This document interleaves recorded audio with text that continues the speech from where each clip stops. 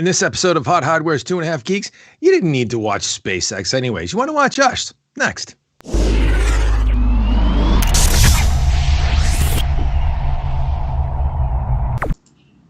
Welcome back to yet another episode of Hot Hardware's 2.5 Geeks. Different format today, just sort of loosey-goosey round tabling it. Sorry about that SpaceX launch abort, but you know, safety first. I guess Mother Nature perhaps wasn't playing fair today, so you didn't get to see the fabulous SpaceX do its thing to the International Space Station, but instead you have us guys. So I mean, all is not lost, right, Marco? Yeah. So I wasn't paying attention to the SpaceX stuff. They called it. What is wrong with you? They aborted. Yeah, they aborted. I care, Chris, but it's too much going on. I wasn't paying attention like this last hour, so I didn't realize they called it. That stinks. I don't think we have Marco audio. Give me 1 second. Okay. You don't have Marco what? I'm seeing him. Yeah, you got it. Okay. Now it's stream side. Oh, okay. Trying a little different audio setup, and there was a little typo in there. My fault. Chris.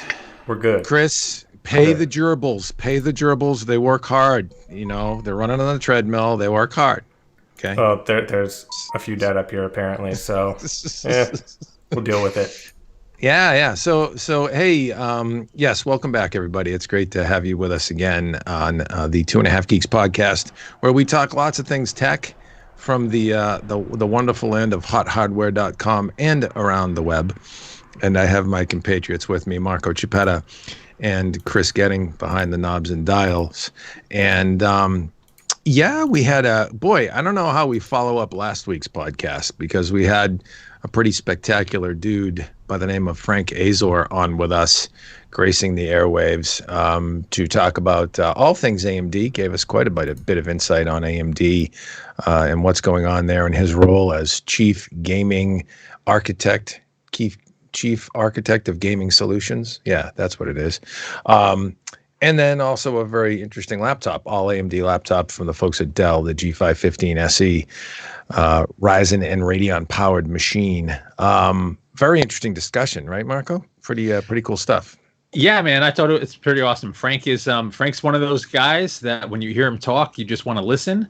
There's always a juicy tidbit or nugget in there. So really cool stuff. You know, I love that Frank did that for us, and I love how much engagement we had, and I thought it was a really productive talk.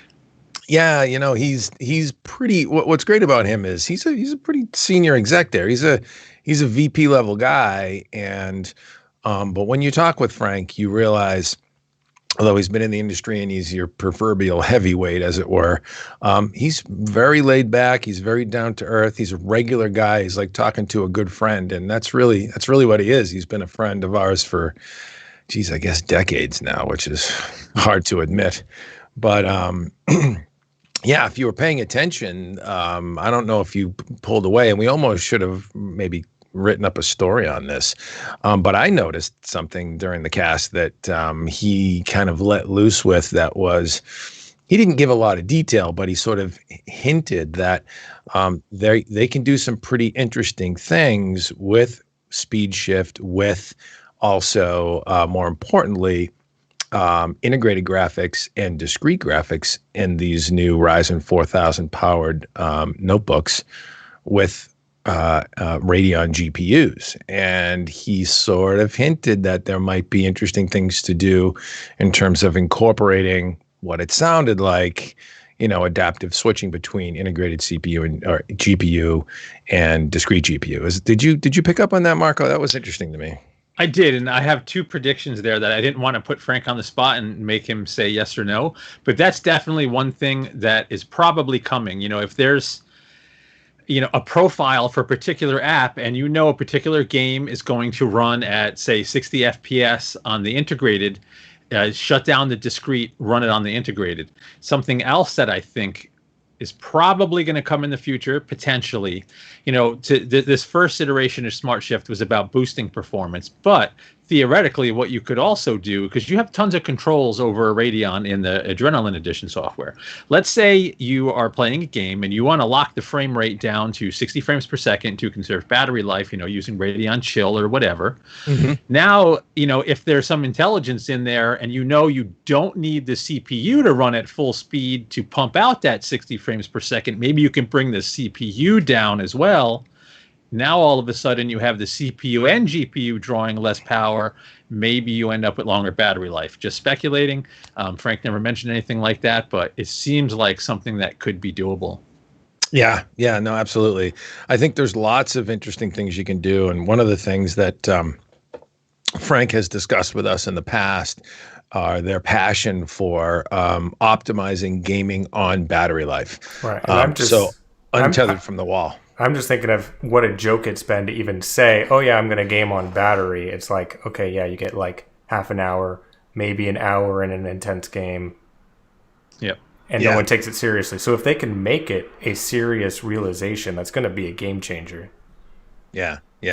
So that's what I think. That's the kind of thing they're working on. And you should really, if you haven't, we should probably drop a link in the chat for folks who missed last podcast.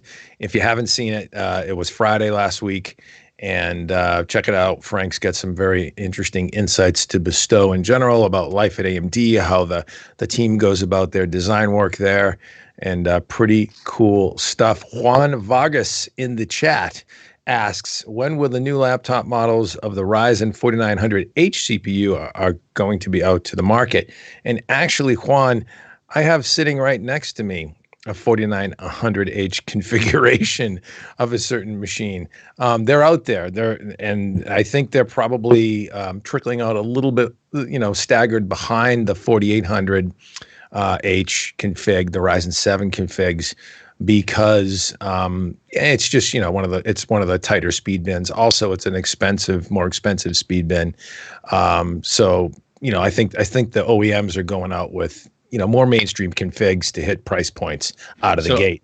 I saw actually I was configuring a machine on a particular website earlier today and saw a June 18th ship date for Ryzen 9 notebooks. June 18th was the first ones that I saw. I know a friend of mine went to buy an MSI notebook that keeps getting delayed. That was like another 2 months out. But I'm pretty sure the Dell is June 18th for the 4900 model that'll be shipping. And I shouldn't say this, but this is actually a 4900H Dell G515 SE right here. Yeah. It exists. It's not quite ready for prime time yet. I did hear it was a June kind of thing as well. And I think Dell's been open about when that is happening because the product is launched now. But yeah, pretty cool laptop, pretty cool platform for sure. Great interview with Frank at AMD, who used to be at Dell and helped, form the design and was part of the design group at Dell's G gaming series platform group to pull that design together before he transitioned to AMD. So really, that was kind of a handoff. So it was interesting to hear him talk about that product, especially. There's a lot of passion behind it with that guy for sure, right? Absolutely. Yeah. So shifting gears, I don't know if we got anything else on AMD in the chat, but should we move on to other topics, or should we stay on the topic of AMD? Any thoughts there, Marco or Chris? I'm open to anything. Chris, I think Chris dropped a hint that he had a question about something he wanted to ask. Chris, actually, before you do, I need to interrupt here. I just thought of something. This is very important. Right. Today, I am drinking a very interesting libation, Laser Cat Imperial IPA. Look at that can. Look at that can. That is some Beautiful. Good stuff. I'm a little bit high. I'm getting some glare. There we go. Laser Cat Imperial IPA. That is my drink of choice here in the Beer 30 hour. Okay. Sorry, Chris. Go ahead and ask your question of the Marco. I think you had a question. Yeah. Right? See, unfortunately, I'm not drinking anything today. I was a little scrambly to get in there, but probably mostly for Marco. So I've got a Synology disk station here. It's a 4-bay NAS. I've got two 2 terabyte drives in there right now. RAID 1. but one of my drives is starting to fail. Well, it's been failing for a while. It's got some bad sectors. But also, I'm out of space. So I want to upgrade. And obviously, I'm looking at getting more spinning rest to throw in there. But should I be looking at solid state for a NAS? Or is there kind of no point because I'm limited by the network anyways? Or what thoughts do you maybe have on that? I wouldn't. Does your particular Synology have the SSD cache option? Or are you just straight those 4 bays? I think it's just the 4 bays. It's the DiskStation 416J, so I'd have to look that up in particular. I personally, if you want to, I wouldn't go SSD. I would save the money. I'd go for capacity over the speed of SSD, because if you get, NAS NAS-centric drives, they'll typically last a long time. You don't have to worry about reliability, and do a RAID 6, so you have 2 drive redundancy in there. That's what I do. I need a ton of storage. I may have a ton of movies on a NAS in the house, and I need as much space as I can get. So I'd go big legally hard drives. backed up, of course. Of course, yeah, of course. Yeah, so I was thinking of just starting with two 8 terabyte drives and then adding on from there. So sticking with the RAID 1, just strip out the 2 terabyte drives I have for now, and then I can add on as I actually use the space. No, just buy 4 drives and do it. Yeah, just go to town. They're so cheap. Money. I know, I hear you, but you're gonna need it eventually. You might as well just get set up. Already looking at $200 a drive, and I've got other stuff I want to spend some play money on. I understand. I know the pain. I've been spending so much money on photography gear. My wife would murder me. Yeah, that's next on my list is a nice 70 to 200 f2.8 that even used is going to be $1,200 plus. So yeah, so this is a 40 to 150, but with the 2x crop on micro four thirds, 80 to 300, and then this is a 2x teleconverter, so up to 600 millimeter full frame equivalent. I love it. Mm-hmm. Oh, yeah, man. I actually just sold the 2 really cheap telephoto lenses I had, so I have nothing over 50 millimeters right now. Gotcha. And I probably should have thought that through a little better. I hear you. Hey, so I'll jump in on this storage and imagery conversation and toss in a question from the chat. Andy Lynn, hi chaps. Will it be worth it to get Zen 2 XT or 4000 series and wait for that? So what he's saying is, I believe the rumors about the Ryzen 3900 XT, 3800, I think a 3600 XT. So higher bin, higher end, current gen Zen 2 Ryzen 3000 series processors or 4000 series desktop processors. Is that right? Am I thinking that through correctly? Yeah. I believe that's what he's asking. And Marco, what do you think about that? I personally would definitely wait for 4000, depending what you have now. If you have a 3000 series, I personally would just turn on precision boost, overdrive, or auto overclocking, get that 100 megahertz, and it'll be basically the same speed as what these rumored XT chips are going to do. So I personally would wait for the true next gen. That's me. But then again, the chips aren't that expensive. If you have something you're upgrading and you can sell, and it's going to cost you, a couple $100 to upgrade, and then you could sell that one, and then it's a couple $100 to go to 4000 series because AMD is so good about keeping that socket alive. Have some fun. It depends on your budget. But if you're budget constrained and you really have to choose one or the other, wait for a 4000 series. There you go. Yeah. I will say this. It's interesting to me. I have a 3900X in my system. It's interesting to me to ponder a higher speed bin for that processor, because there's one thing, I'm a content creation guy mostly. I game, but there's one thing I sort of wonder if I'm missing sometimes, is that little bit of extra, fast response time for additional clock speed for bursty workloads. I don't know. I probably wouldn't feel it. But it's just one of those geek things, more megahertz and all that, right? Yeah, but you got that killer machine with that nice cooling. You're running as optimal as a 3900X is going to run. You maybe if you went to a 3950, got the extra cores when you're doing some video rendering, you're going to see a nice boost, but everything else, you're not going to see it. I agree, and I wish I could take my webcam and point it at this machine. If you guys, I'll have to get the article link and put it up in the chat. This build we did with main gear with a 3900X, it is just gorgeous, good stuff. It's beautiful. I just like how I'm the one here with the weakest system, the 8700K, still doing the encode for the stream. Just saying. You're due for an upgrade. Agreed, Chris. We understand, and we agree. We agree. Yeah. No, it's one of those things. You just gotta be in it to appreciate it. But yeah, no, I don't know. I don't know how long you're gonna be waiting for 4000 series desktop though, right? Towards the end of the year. I mean, I don't know if the You're speculating situation is going to do anything, but I would think if nothing goes awry and we start opening back up and people start spending money again, that probably have 4000 series before the end of the year, maybe the back to school season. Andy says he's got a 4670K. It's 5 years old. He's definitely due for an upgrade. I would have to agree. Yeah, so Andy, when I upgraded a few months ago and built my Threadripper rig, I was also on a 4000 series chip. I had it for way longer than 5 years though. That thing was on its last legs. And I think we missed another one from Juan. He's asking for programming. Which CPU is better, AMD or Intel? And what series should I buy? I have what would probably be a controversial answer, depending who you ask. Do you want me to jump in first? Or Dave, you want to take a shot? Hit it.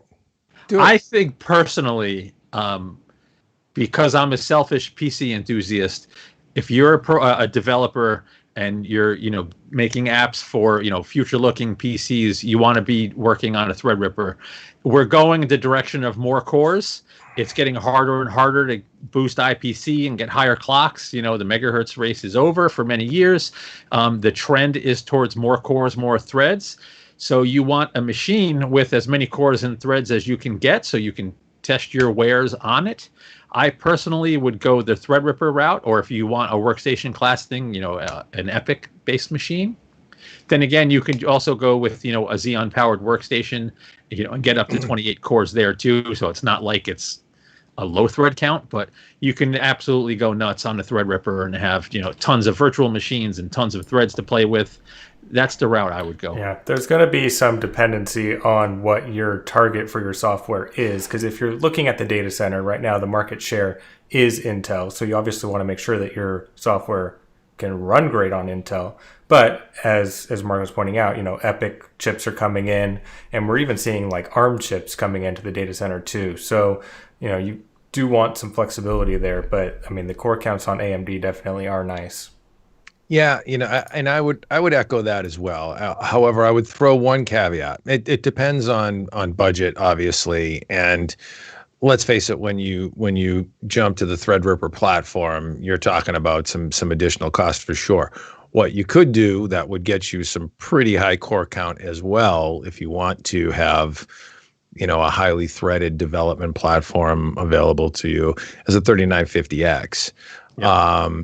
And so, that would keep you on a more mainstream motherboard platform and all that good stuff, and allow you to keep costs down. So agreed there. And, also agreed on the Intel platform. I mean, Xeon on some of the sort of hybrid, what I would call hybrid cross platform, workstation platform Xeon kind of stuff might be interesting as well. Right, Marco? Yeah. So there's the W series Xeons, and there are depending what your focus is, there's enthusiast class insane motherboards for those things, so you can have tons of fun. It really depends what you're doing. Now he's asking a follow-up question, and in a laptop, I would also look at a Ryzen, because now for me, my ideal laptop's about 13 inches. I like them small. I don't like them too heavy. There's going to be 8-core Ultrabooks soon, as soon as the 4000 U series chips start to ship. I would want those threads in there as well. Intel, though, you can just, if you like a bigger notebook, they have Comet Lake S. Is it Comet Lake S? I'm probably getting that. Comet Lake H. You're right. Comet Lake H. The higher end many core chips for notebooks as well. It's just the trend right now for cores and threads is really all AMD, so that's where I would lean there as well. And I'll add a caveat in there as well. It depends on the class of machine you're looking for. Yeah. For example, there's lots, as Marco alluded to, for higher core count, 4,000 series product out there and mobile these days. However, if you look at machines like, these are Halo sort of, best in class products. Dell's Precision line, which is a lot like their XPS line in terms of build quality, design, that those ultra thin bezels they make. If you want all of the sort of workstation stuff, maybe you want registered memory, maybe you want a Xeon class processor under the hood, you can get that in Precision. But these are workstation class notebooks. HP also makes a very good workstation class notebook, and it's failing me now on the brand HP. I think it's the Z series workstations. Yeah, I'm forgetting it, but anyways, yeah, and that would be Intel platform. I mean, those are all pretty much Intel platform products. Yeah. So, and just this isn't a direct correlation one, because I didn't run like any compiler benchmarks, but I recently reviewed the Asus Zephyrus G14. That's a cool machine. Yeah, with the Ryzen 9 4900HS in it. And if you look at something like Cinebench, something that's going to hit every single core, and just place it under a sustained load, like let's say you're compiling just something massive, and you're going to hit every thread, and it's going to take a little while. You're looking at like a 20% performance boost versus even a Core i9 9980HK. So like that's real time savings if you're working with heavier workload. So it's just something to consider. So Juan says, I was thinking the Dell XPS 17 when it's available. The XPS 17, the latest XPS 17 is available. We're actually putting up a review on that this week. It's not quite available. I mean, it's announced, but not shipping. Yeah. Well, we have a review going up. This week. The 15 is shipping with, I'm talking the latest Comet Lake refresh XPS line. The 17 should be pretty quickly behind it, if not shipping like any day now, kind of thing.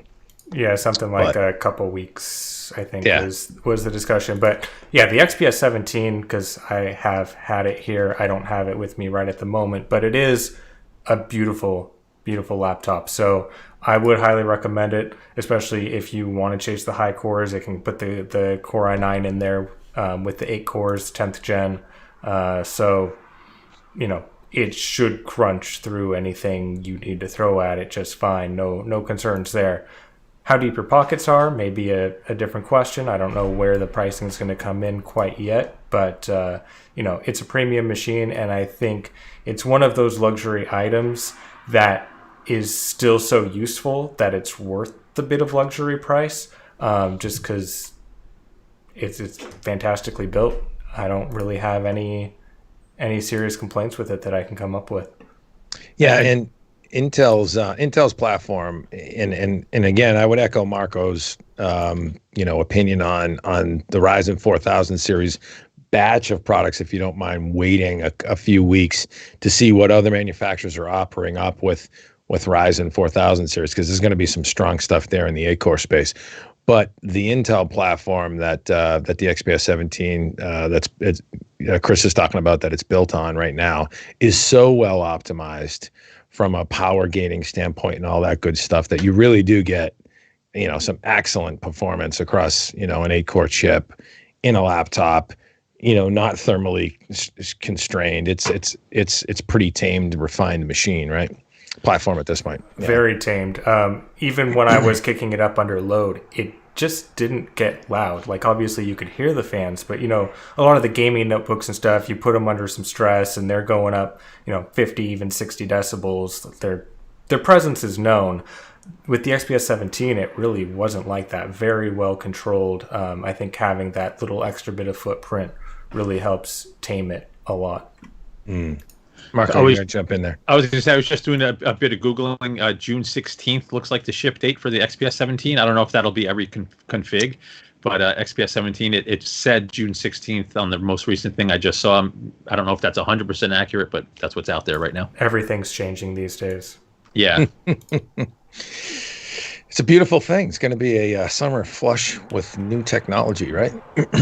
And follow up from Juan on the battery life. So I had the 4K model. It was pretty standard for a 4K. I mean, it's not really any different than we've seen with the 4K XPS 15s at this point. Now, it's a pre-production unit. There's probably optimizations that can go into it. So it's good. It's not phenomenal like we see with like the XPS 13 on a 1080p display, but it is good. And I will throw something in the chat that is a little bit on the other end of the spectrum here. And this is a review that we just put up today. A Lenovo product. It's the Lenovo Yoga C940. It is a 14-inch machine. It is not a workstation that type platform that Juan is looking for, but it is a really nice 14-inch 2-in-1. And Ben Funk, our editor, did a nice review on this machine today. Very impressive. Ice Lake quad core. 512 gig NVMe SSD, 16 gig of RAM. Build quality on this thing, I've seen it, along with the 360-degree swing hinge, is top notch, as is the finish. Nice aluminum finish with a paint on it that's really great. It actually reflects light in a different way, and so the laptop can look silvery and sometimes a little goldish in some lighting. The display is gorgeous as well. 4K display in this model. There's 1080p versions as well. And it's an IPS display. It's 500 nits of brightness. It's HDR 400 compliant. Everything about this machine, just love it. I wish there was one drawback that I've been knocking Lenovo on for years, and that's they removed the SD card slot. Damn it! It's not even in existence in any way anymore. I don't know. Not even in the back. No, not even in the back in a trap door. I was like so bummed, and that's the only thing. You'd have to get a card reader and plug it in. It does have a very unique feature in that it's got a siloed stylus pen included with the machine, so that's in the back of it. It's got a little silo, little holster for it. Charges when you put it in there. So that is a touch and stylus compatible display as well. The display is gorgeous, especially for having stylus pen support.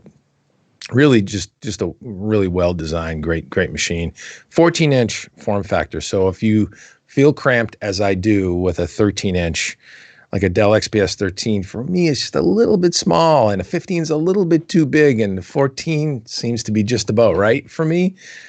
It's one of those. And a good sound system too. Like that's a Dolby Atmos sound system, believe it or not. For a 14-inch, barely 3-pound machine, it actually puts out decent.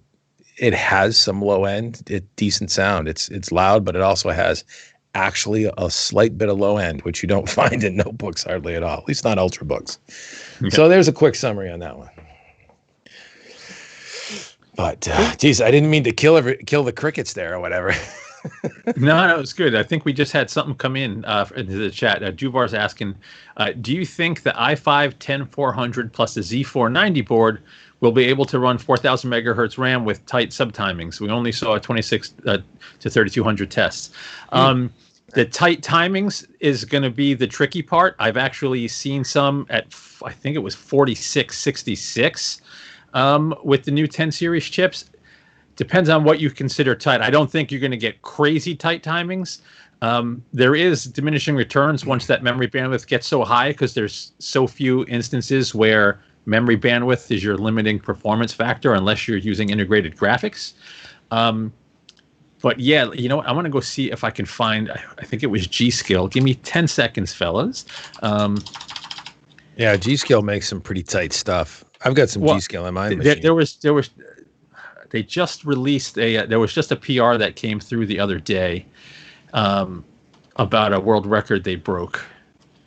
So they have DDR4000 low latency CL15 kits. Too. Was that their 5,000 megahertz? I don't.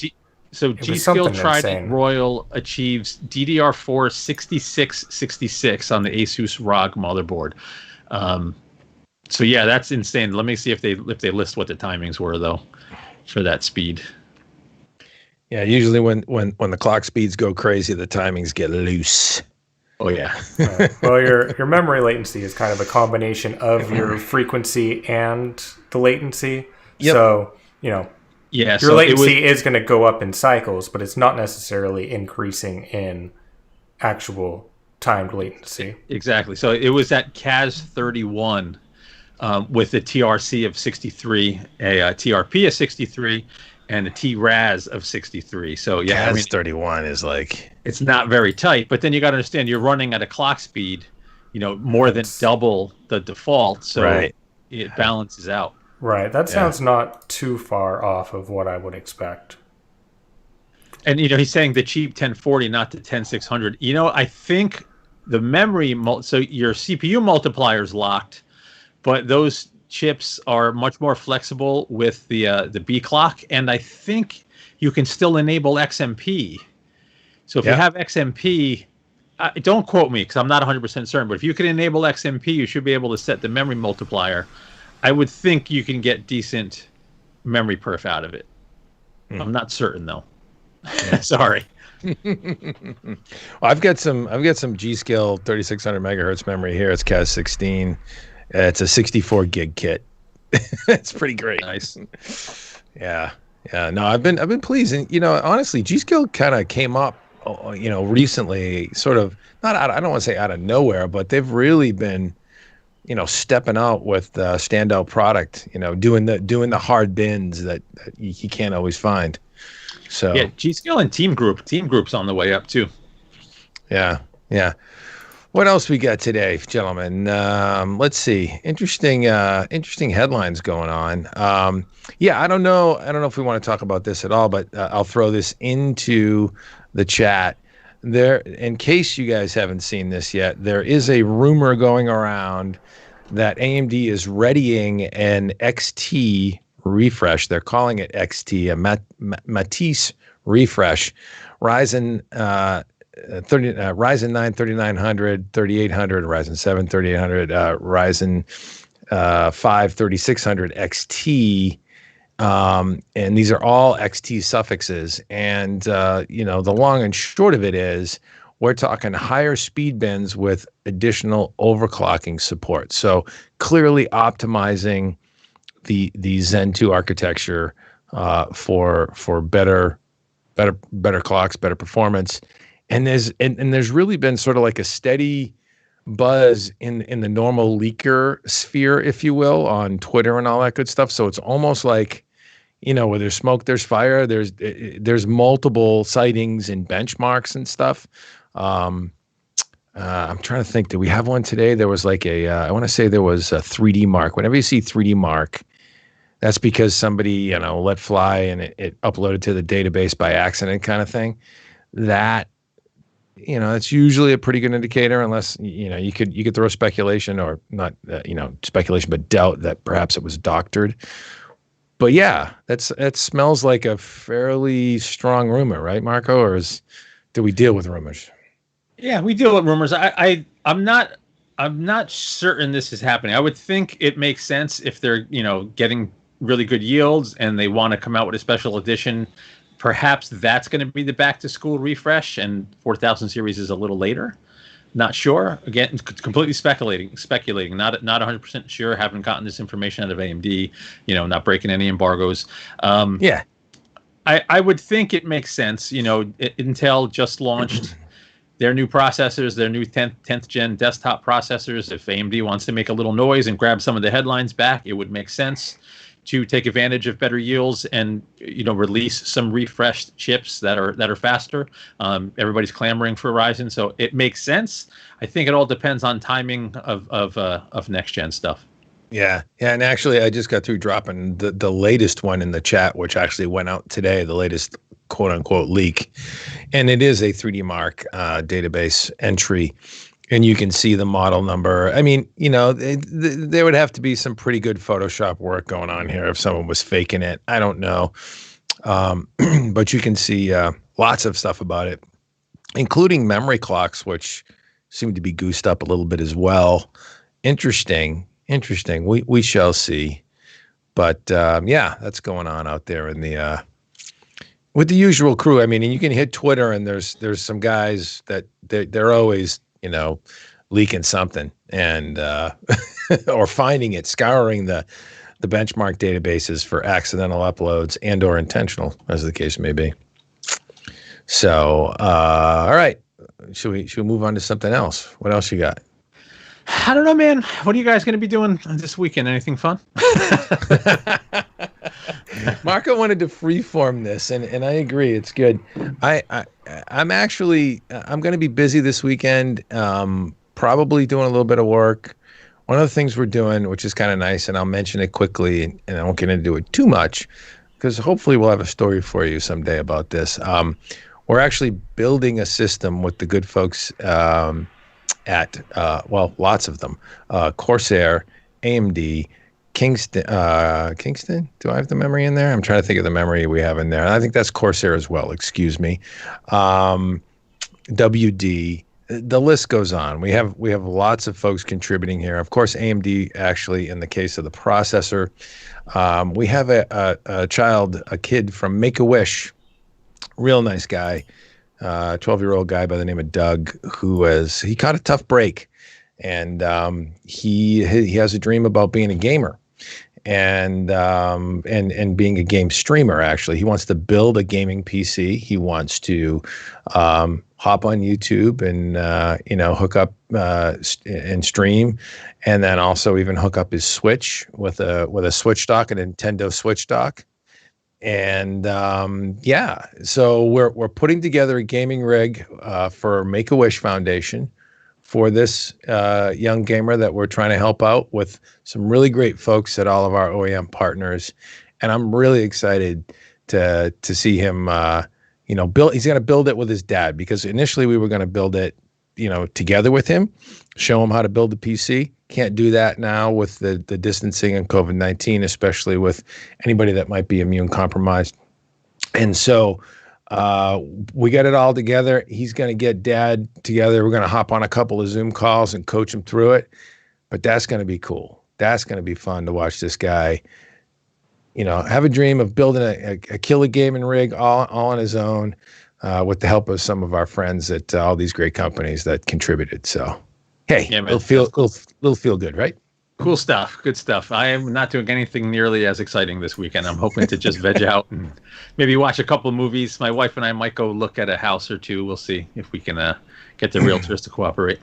There you go. Chris, what's going up in God's country this weekend? Anything exciting there? I think it's going to depend on what may or may not show up on my porch in the next 24 hours. So, I'll either be tucked down working hard on a project, or else I'm not sure. There you go. Well, we usually keep Chris busy. He is a tester, benchmarker, technician extraordinaire for us. And so we have a couple more questions in the chat maybe before we sign off. We want to get to those. Yeah. So Duvar was he mentioned two things. Apologies if I didn't pronounce that correctly. Pricing, the leaked pricing on the 3900 on the XT series, I should say, looks kind of expensive. It's a leak. I can't say for sure. If they're faster than the existing chips, they're going to cost more too. So I hear you. But relatively speaking, compared to where we were a couple of years ago, they're a freaking steal. It used to be that a 6-core chip was $1,200. That's not the case anymore. So AMD has driven prices way down the last few years for these really fast chips. Everyone wishes they were cheaper, but it is what it is. And then he's also asking about B550 pricing. I didn't see the live stream. If I'm going to take your word that the pricing is correct, seems high to me when you can get X570 boards for about the same price. Yeah, they're not the highest end X570s, but I don't know. Seems a little pricey to me when you can get the premier chipset for about the same money, or even a little bit more, and getting a more feature-rich, more overclocker-friendly board. But we got to see how this stuff shakes out. MSRPs don't often stick around for the long term, and things kind of scale appropriately based on demand. So we'll see what happens in time. Yeah. Interesting stuff there. I actually just found a little something else, and actually we should also talk about hopefully what we're lining up for a giveaway shortly. So stick around for just a few minutes for that. But I found something in case you're looking for something to do in the next few days. What's really great is these game developers are making some of their classic titles available, game publishers available on platforms for free during COVID-19. During stay home and be safe. And who doesn't love to game? So Star Citizen goes free to play through June 2nd to chase COVID-19 blues away. Was something we put up actually yesterday. No, it was Monday, I guess. So it's a couple of days old. But if you haven't seen it, Star Citizen Space Sim, I'm kind of like, I might check that out because that is a classic game that I've never really dug into. I don't know if you guys know anything about Star Citizen. So, Star Citizen is from the developer that did the Wing Commander series back in the day. Yeah, man. Yeah. So I'm going to age myself. Yeah. But Wing Commander, if you guys are younger in the chat, Wing Commander was like leading edge, insane space sim, like awesome games from back in the DOS days and early Windows days. And Star Citizen is like Chris Roberts' massive modern version of a Wing Commander game. So if you like that kind of stuff and it's free, go check it out. It is free. It's free to play through June 2nd. Yeah. So you only get a few more days, 5 more days to be exact. It is free. What I've learned about myself as I've gotten older is I don't have the mental capacity for complex games anymore. I need something new to play, but I don't want to manage ships or resources. I don't want to think. My game time is so limited. I just want to completely unplug and go nuts.